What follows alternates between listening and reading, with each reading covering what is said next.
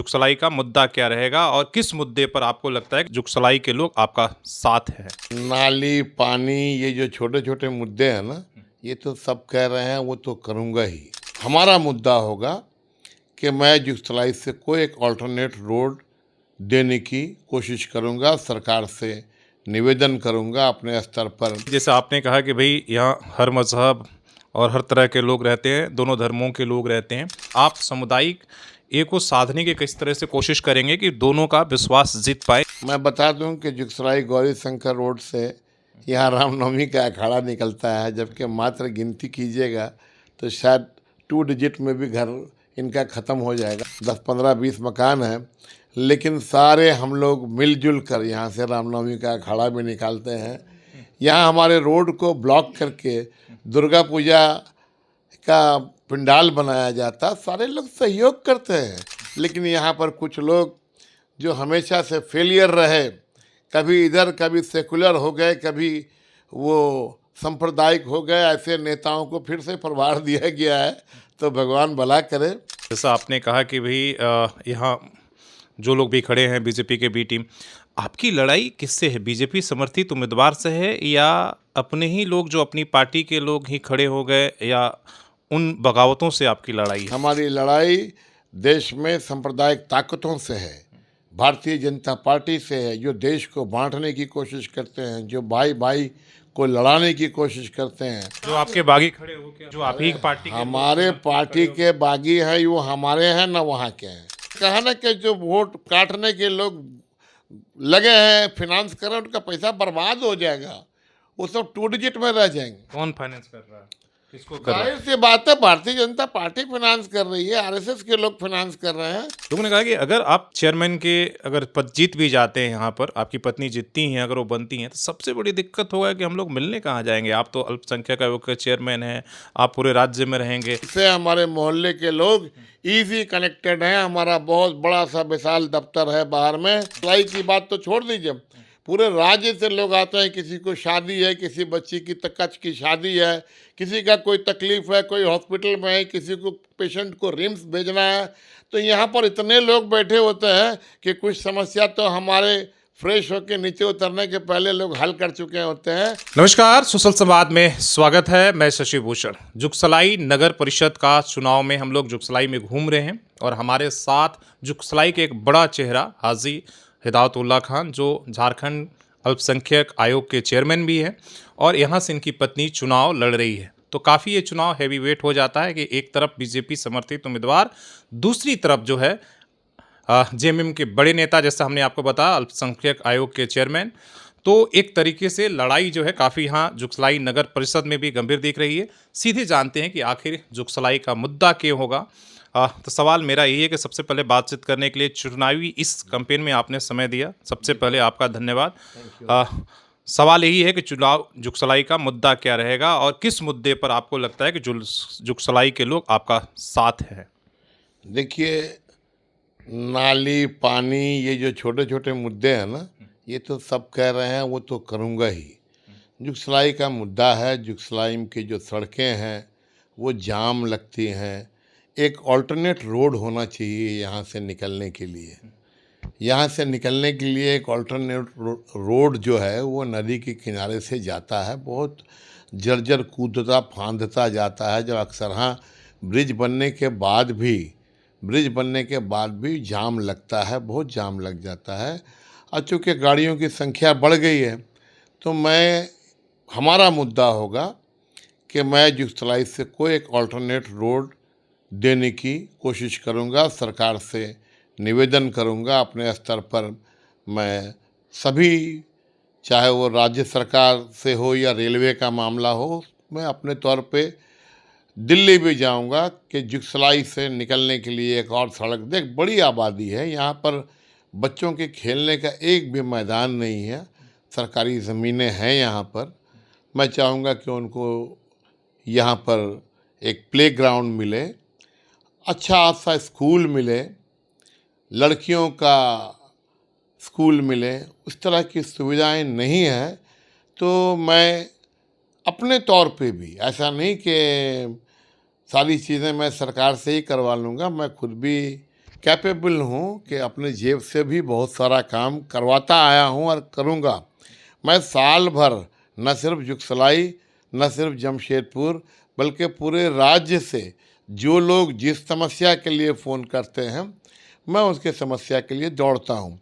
लेकिन चूँकि हमारे माननीय मुख्यमंत्री हेमंत सोरेन जी ने जो हमें जिम्मेदारी दी है, ये पूरे राज्य की जिम्मेदारी दी है, पूरे राज्य के अल्पसंख्यकों की जिम्मेदारी दी है।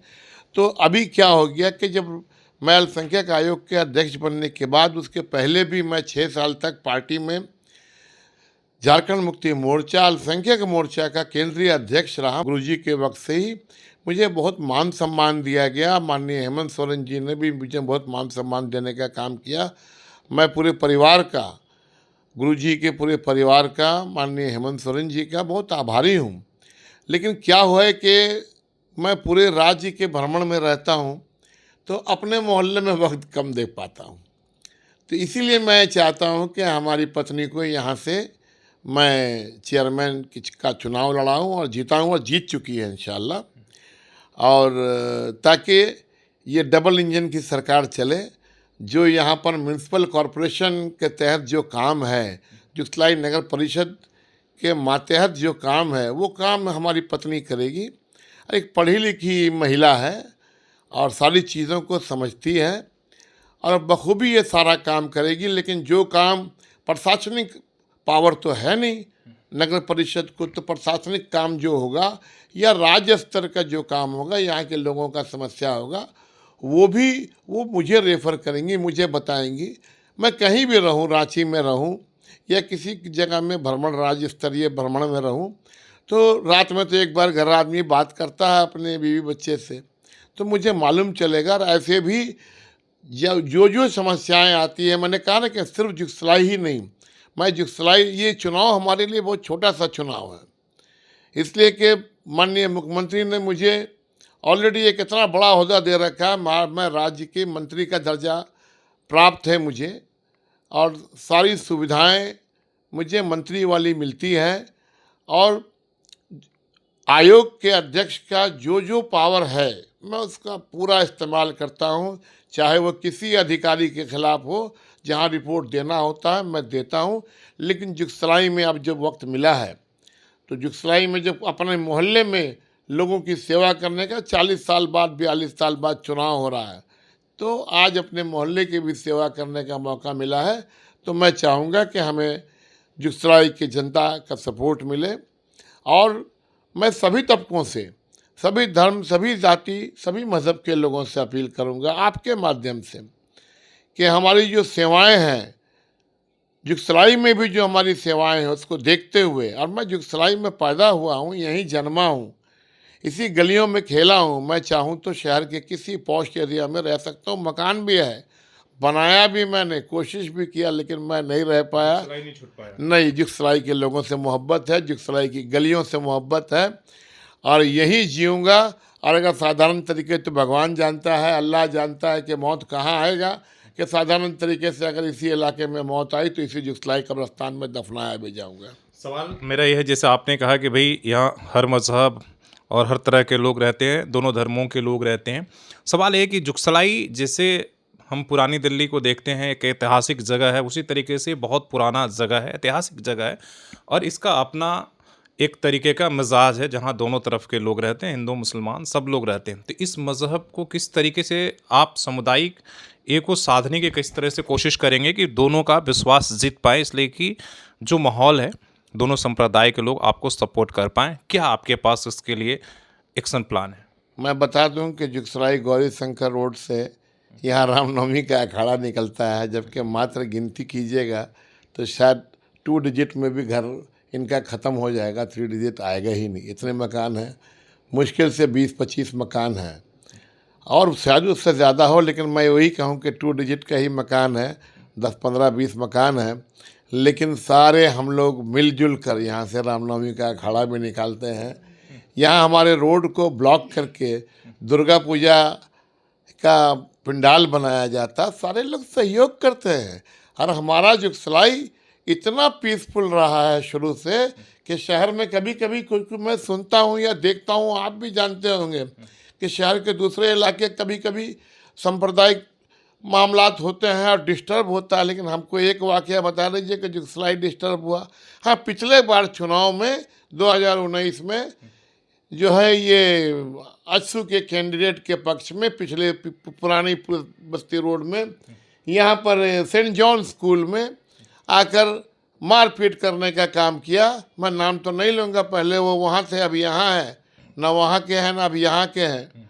तो उन्होंने यहाँ पर मारपीट करवाया, बच्चों पे पुलिस ने लाठी चार्ज की, गोली चला, 200 से ज़्यादा बच्चों को एफआईआर में नामजद किया गया, जिसमें 70-72 नामजद हुए और बाकी अन्य का नाम दिया गया। तो ये किसने किया ये जनता जानती है, और जुगसलाई के यहाँ के जो लोग हैं हिंदू मुसलमान खूब जानते हैं।